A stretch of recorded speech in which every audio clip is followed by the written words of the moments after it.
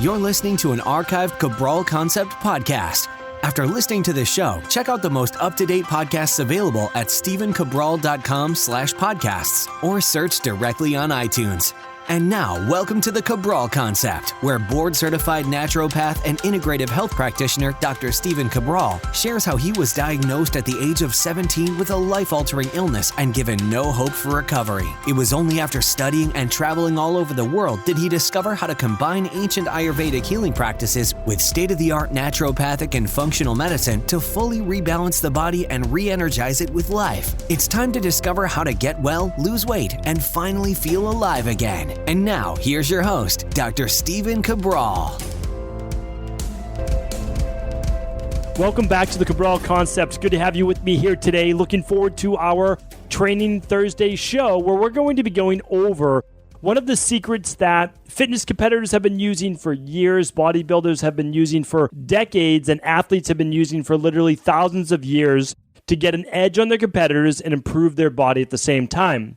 So this is something that personal trainers have been taught, strength and conditioning, athletic trainers have been taught throughout their certifications. And what I want to do is I want to share with you one of the tips that we use in our own studio and that you'll see used literally all over the world to keep people injury-free while allowing them to improve their body. Now, a lot of the people that we work with in our practice are looking to lose weight, they're looking to get in shape, they're looking to tone up. Well, what does that really mean? Well, it means this, that they're looking to burn off the body fat that's covering the muscles that they naturally have. Now, remember, everybody has these muscles, right? They all have the same muscles, but here's what we want to look at.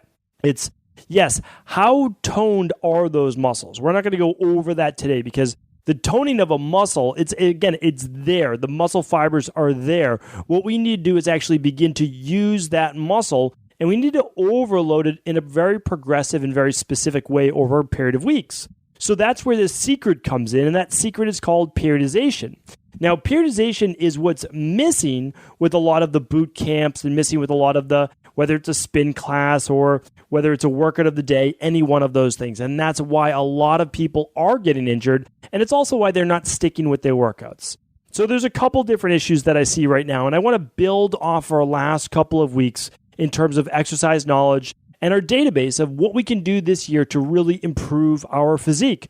So I spoke about it, and I do hope that you tune back in the last couple weeks' shows where we're ramping up for what are we going to do this year to get our bodies in our best shape yet. Now, you don't need to look like literally a cover model or a bodybuilder or a fitness competitor or anything in between. That's not what we're talking about today. What we're talking about is getting in your best shape this year. That's it. Your best shape. That's what we want to shoot for. We don't want to compare ourselves to anyone else. And we also don't want to do it for vanity's sake alone. We want to do it because by getting into great shape, we're improving our overall health and wellness. It's hard to dispute that those people with a thinner waist, right, so a smaller waist-hip ratio, are going to have better overall health. That includes the size of the neck circumference, the waist circumference, and the overall weight of the body. So although no measurement is perfect, right? BMI is not perfect. Waist-hip ratio is not perfect because people could be too thin, right? Or their hips could be too big compared to the waist. But what we're looking at is overall health-based parameters. So what I'm looking to do is how can we help people get in their best healthy shape yet this year? So let's go after that today. And the nice thing is that you can literally start with wherever you're at. And we talked about that. We talked about working up to 10,000 steps a day. We talked about doing some body weight-based exercises, some cardio-based exercise, then moving into interval-based training. Well, today I'm not going to give you the workout like I've done on previous shows. But what I am going to do is this. I'm going to teach you how to max out your potential with each one of those. So if we're talking about doing, let's just talk about, because this works best for resistance-based training. And you know that I'm a big believer that you need to be working out with weights, or at least your own body weight, doing squats and deadlifts and lunges and step-ups and presses and pulls and chops. I need you to do those exercises to the best of your ability, no one else's ability, and it doesn't matter whether you're 18 years old or you're 78 years old, right? We need to be doing these movements. And you can say, well, I can't do squats because I have knee issues. A lot of times the reason people can't do squats is because of improper form and technique. We've worked with hundreds of thousands of people over the years. A lot of times it comes down to poor biomechanics. I can't recommend enough finding a personal trainer, reviewing exercise videos on YouTube for how to squat properly, and it will show you the technique. And you can even start with just literally sitting down in a chair and standing back up. But we'll save that again for another show. If you want to see how to squat properly, simply go to stephencabral.com/podcast and just type in how to squat. And you will find videos that I've done about a decade ago on YouTube on how to properly squat. So that will teach you the right muscles to use to get back into the glutes and make sure that you are firing the right muscles. Well, here's the thing. We start out doing that with body weight exercises, but I'm just going to give you today exactly what we do. So when people come into our studio in Boston, and again, we have 2 locations, one's for functional medicine, our integrative health practice, and then one is for our personal training, nutrition, body transformation. Well, when they come to the body transformation studio, what we do is we have a fundamentals-based program. People need to go through that for 12 weeks. They learn how to do every exercise that their body needs, right? Not every exercise in the world, but the fundamentals. They learn how to do one-legged exercises and 2-leg exercises. They learn how to do presses with 1 arm versus 2 arms. So a lot of unilateral, which means one side at a time, which is going to even work the core to a greater degree. So although you won't see us doing a lot of crunches with clients, our clients get amazingly tight midsections and waistlines because they're doing all of these one arm, one side based movements, keeping the core very tight. Well, how long are we doing those programs for? Well, the bottom line is we're doing them for 4 weeks and 4 weeks only. But the other thing is we're not switching them up every single week. A lot of people like to switch up their workouts every single week, and I understand it. And, keeps it creative, keeps it fun, but it's not the best way in the world to get results. It's absolutely not. And any power lifter, any bodybuilder, any fitness competitor, any athlete, they'll tell you that the way to get better is to work on one specific movement and to improve upon it until you plateau. And then after you plateau, you will then switch the exercises to something complementary that will also allow you to improve that muscle group or that compound movement, because it could be many, many muscles, right? So here's what we want to look at. How does that look like in actual practice? Well, you can literally get a workout out of A Man's Guide to Muscle and Strength, and yes, it's for women as well. You can get it from your favorite magazine, you can get it from your favorite book, you can get it from an online workout, whatever it might be. But the way that you're using this thing called periodization, the way that you know that the program is set up correctly, is that after a period of 4 weeks, maybe 6 weeks maximum, you are going to switch up your program, but you're not going to necessarily do it every week. It's not that it's bad to switch it up every week. It's just my goal with people is to get them the maximum result possible. Because for the most part, people don't come to see me or my team until they haven't gotten the results that they want. That's basically the bottom line. And what we do is we step in and we say, okay, this is literally based on 20 years of reading, research, study all over the world, hundreds of thousands of client appointments. We know it works. We literally don't fool around at all. We say, here's what's going to happen. We're going to follow this nutrition plan. We're going to do these exercises, and we're going to get you the results you want. And that's basically the bottom line. But with the exercises, let's say we start with 2 trisets, which means 2 sets or 2 groupings of 3 exercises, right? Well, each of those grouping of 3 exercises, we're going to do 3 sets. Most likely for most clients, it's going to be 3 sets. But in week 1, we're only going to do 1 or 2 of those sets. Now, typically it's going to be 2. When would it ever be 1 set? Well, it might be 1 set for a client that's coming back from injury, or maybe it's for a client in their 60s or so. They haven't been working out in a while, and we certainly do not want them sore the next day. So what we do is we want them enough to feel those muscles, right? Feel the muscles, but not be super sore. So what we do is we do 2 sets for most people that first week. And we're also not looking to max out weights. Let's keep it easy. Let's say the reps for each set are going to be 12 reps. Okay, what we'll do is we'll give them a weight that's probably 60% to 70% of whatever they can handle for those 12 repetitions. And then the second set, what we'll do is we'll go up in weight to a weight that we believe would be close to their max of about 12 reps. Now, they're still going to be able to do 1 or 2 more after that, but it's week 1. We're kind of finding out our weights, right?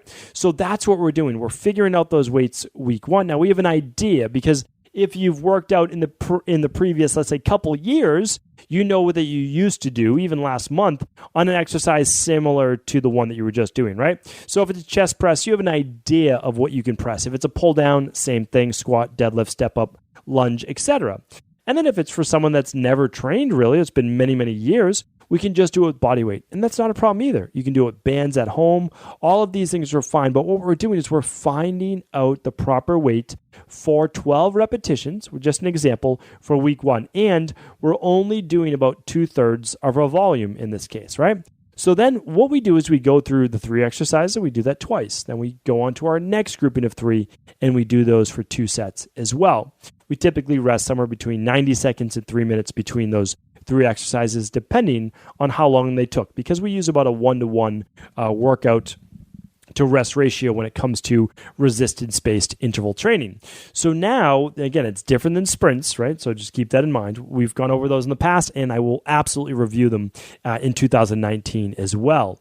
So what I want you to think about is this. As we're going through this workout, that was week 1. Now, the nice thing is, and that's why you don't want to switch up your workout all the time every single week, is because what we're doing is we're getting some data. Remember, in our practice, it's all about data. We give someone a gut-based protocol. We say, okay, let us know how you feel after a week or 2. We'll make adjustments as needed, because what we need is data, right? Data, that's what it's all about. So then what we ask the client is, because this is full service, right? So they're texting their personal trainer the next day, and they're saying, I was super sore after doing the workout yesterday.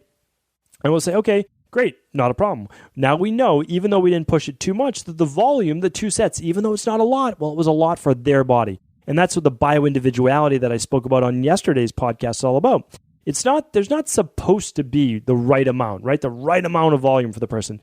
For whatever reason, that amount of work was too much for that client, even though 9 out of 10 people, it won't be a big deal at all. So then what do? Well, we just say, okay, next week, we're certainly not going to do more than we did this week. And that's all we do. We do the same exact workout. That's why you need to write down your weights, right? Or write down your sets and write down your reps. Now, the sets are the number of times you do an exercise. The reps are the number of times you do the exercise, meaning like the number of times you push through a movement.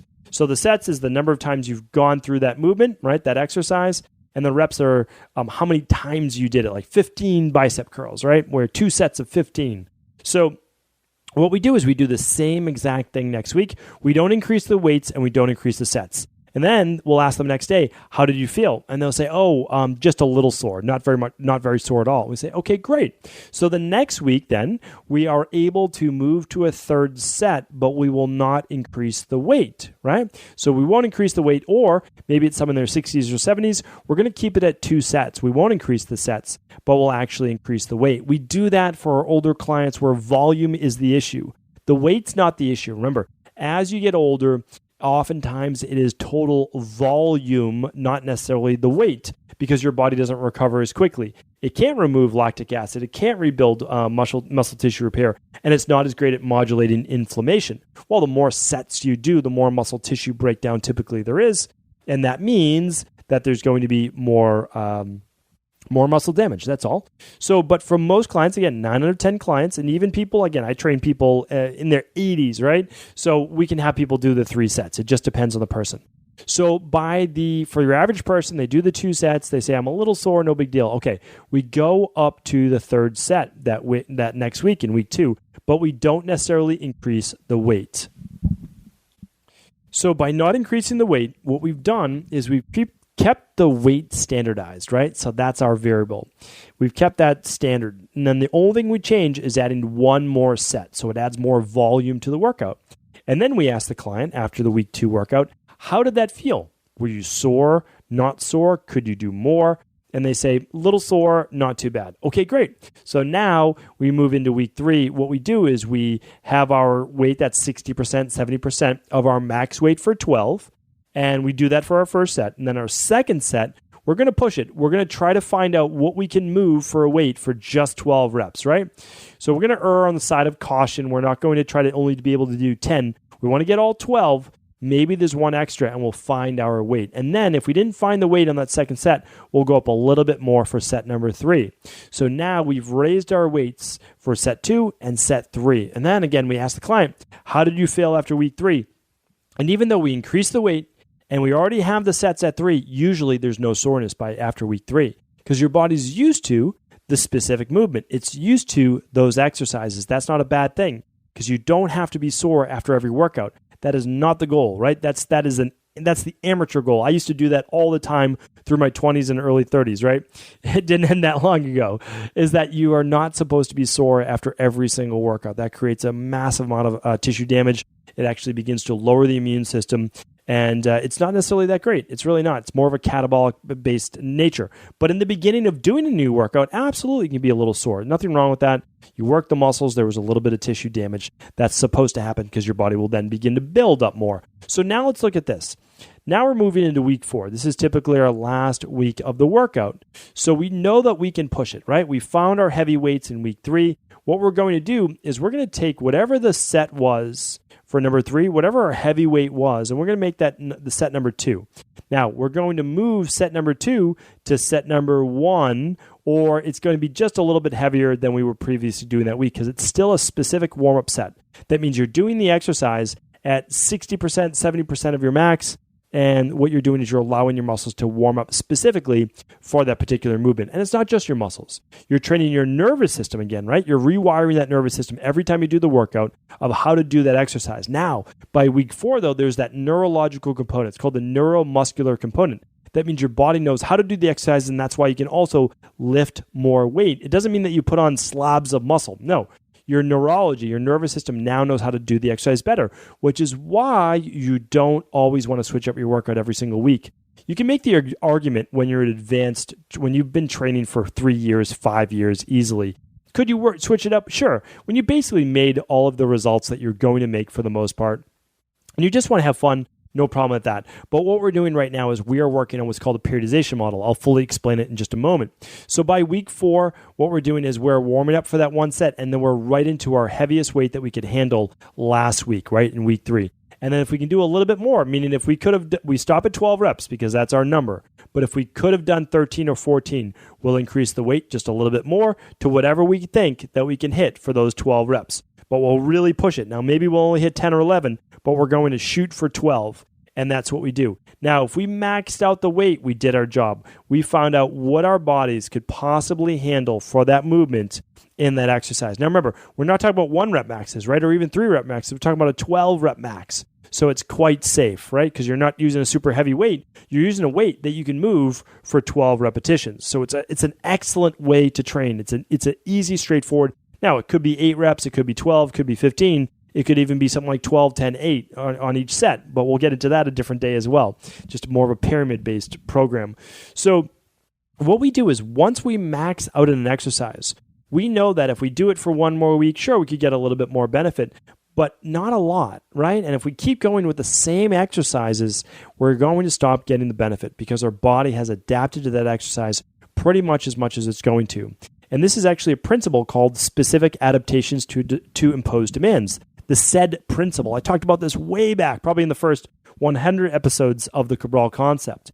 Well, the specific adaptations to imposed demands is a very important principle to remember. That's because your body will stop making progress if it's not forced to make progress. Meaning this, if you do not continue to lift more weight, if you not do more repetitions, if you do not run longer, sprint harder, whatever it might be, then your body stops adapting. It stays where it is. Now, that can still keep you in amazing shape. So I'm not saying that's a bad thing. But what I'm saying is if you're looking to transform your body, we need to take this to the next level. Well, here's the nice thing. We don't have to keep lifting heavier and heavier weight. What we do is, again, we use what's called a periodization-based model. So after we did those 4 weeks, maybe you could squeak out 1 more week if you didn't hit all of your maxes in week 4. You could certainly do another week or so. But what you do is once you hit that max, once you plateaued, you know next week there's no way I couldn't lift any more weight. That's it. That's all I can do. You switch up your program. This is now when you add in new exercises. You go, let's say, from a ball chest press to a standing cable 1-arm chest press. You go from a front squat to a, let's say, a suitcase deadlift, right? So you can switch up your different exercises and keep it fun, keep it exciting. You still get to switch them once a month. That is absolutely the best thing that we've seen work in our practice. Every 4 weeks, we push it to the limit. Each week, we're getting better and better and better. That's why we are hitting personal best each week, but we're following a very safe periodization model where we're actually beginning to peak right around week 3. We peak at week 4, and then we have, what's the next week? An unloading week. Why? Because now we go down to 2/3 the volume. And we're not trying to max out our weights. We're actually using easier weights to find out how to do these new exercises. Again, you might have done them in the past, but you're not looking to max out. It's actually a little bit of a recovery week. Your body, it's called an unloading week. Your body begins then to adapt to new exercises. and you're not going to do all 3 sets if you're following a 3-set based model, you're going to do 2 sets the first week. Even if you could do 3, most likely you could, right? No big deal, you could. But what you're doing is you're also allowing your joints, your tendons, your ligaments a little bit of a break. Because if every week, right, if every week of every year you go hard, then the problem is your body's going to start to break down, or it's going to get more repetitive overuse-based injuries, right? You certainly don't want those. That's the tennis elbow, the golfer's elbow, the rotator cuff-based inflammation. Again, these are nagging injuries. You certainly don't want all of these things creeping up in you. So rather than have them creep up in the first place, what we do is we following a model. I'm actually drawing it right now with my hand, and I know you can't see it over the podcast, but it's like a roller coaster. So what we do is we get people right up to that top. That's our peak week. That's week 4. And then we come back down. And then we start to come back up the model, again, up on the roller coaster, and then back down. So every first week, right after that 4th week, that first week then is then an unloading week, and it allows your body to recover. So this is called a periodization-based model. Literally, you can talk about Olympic athletes that I've worked with.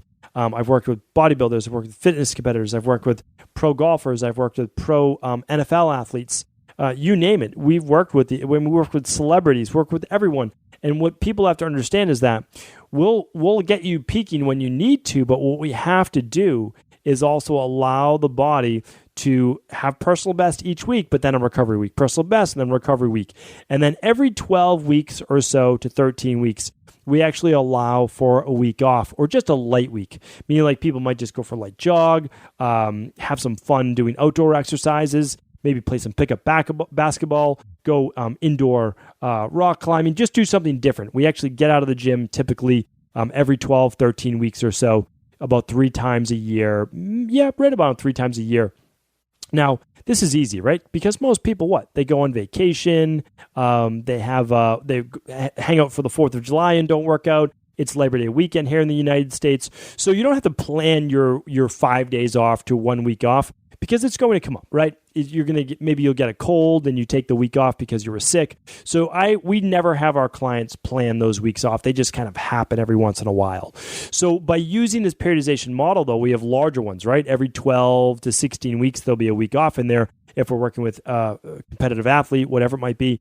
But the other thing is just for your everyday lifter, right? For the most of us, what we're doing is we're simply working hard. Each week, we're trying to improve versus the last week. And then after we've plateaued, after we've maxed out, then we have an unloading week. And that unloading week is our easier week of learning new exercises, just doing about 2 sets instead of the 3 sets, or 3 out of 4 sets. And we're enabling our body to not only learn the exercise, but also have an easier week. There's less inflammation, and it allows our body to begin to adapt to new exercises. If you do that, you can literally choose pretty much any workout in the world, and it will keep you safe. You'll be able to make great strides, great improvement, and you won't get hurt. But this also teaches you why that doing these boot camps and doing these really hard workouts all of the time are going to lead to injuries over time. They're going to lead to your body also feeling run down. And it's why is because your nervous system gets used at even a higher degree if it's always new, if it's always challenging. Again, I'm not saying that these are bad, but if you're doing boot camps 3-4 times a week, it's a lot on the body, and it really is. I have a lot of colleagues that are chiropractors, of course, myself being a naturopath, and a lot of other people in the industry, physical therapists. We see these injuries happen all the time. What I wanted to make sure is that you stay safe this year, you keep yourself in the game, and you keep yourself making those strides each and every week. You do that, you're going to be in your absolute best shape yet. I have no doubt about it. Happy to answer any questions that you have. Head on over to cabralsupportgroup.com. Leave a comment on Instagram, and we'd be happy to help you in any way that you need. I mean, that's the truth. Whatever you need from us, let us know. Happy to answer those, and I do answer quite a bit of exercise-based questions as well on the weekend house calls. Hope you have an amazing week. Thank you so much for tuning in, and as always, if this was helpful, please feel free to share it with anyone else it could serve. Before you go, I wanted to ask you this question. What if I could teach you in just a couple of hours how to transform your thyroid, hormones, adrenal, cholesterol, blood pressure, blood sugar, weight loss, energy, mood, brain, pregnancy, anti-aging, or many other health-related issues? After 20 years in private practice, after seeing and overseeing 250,000 client appointments, I sincerely feel I have the real-world data and have found the answer you've been searching for. So what I've done is spent hundreds of hours of my own time refining what you need to know in order to uncover your underlying root cause health issues and then begin to rebalance the body and bring it back to a state of robust health and wellness. I'm going to teach you exactly what I do in my private practice so you can understand how you got here and now what you need to do in order to heal. You'll receive all of the important success checklists, protocols, and even ways to customize it to make the program fit your busy life. And you'll get all of this at a fraction of the price. Let me save you the time, money, energy, stress, and frustration of not knowing what to do next. Instead of reading dozens of books on the topic and seeing multiple practitioners, I will condense everything that you need to know in just a few hours of video tutorials that you can watch and listen to anywhere. Together, we will make this healing process an enjoyable one that you can take with you for the rest of your life. I wish you all of the best of health and happiness, and I hope to be able to guide you on your healing journey through my Health Results Accelerators. Simply choose the health imbalance you're currently suffering from, and by the end of today, you'll know what went wrong and how to get well again. I guarantee it. For details, head over now to stephencabral.com/courses.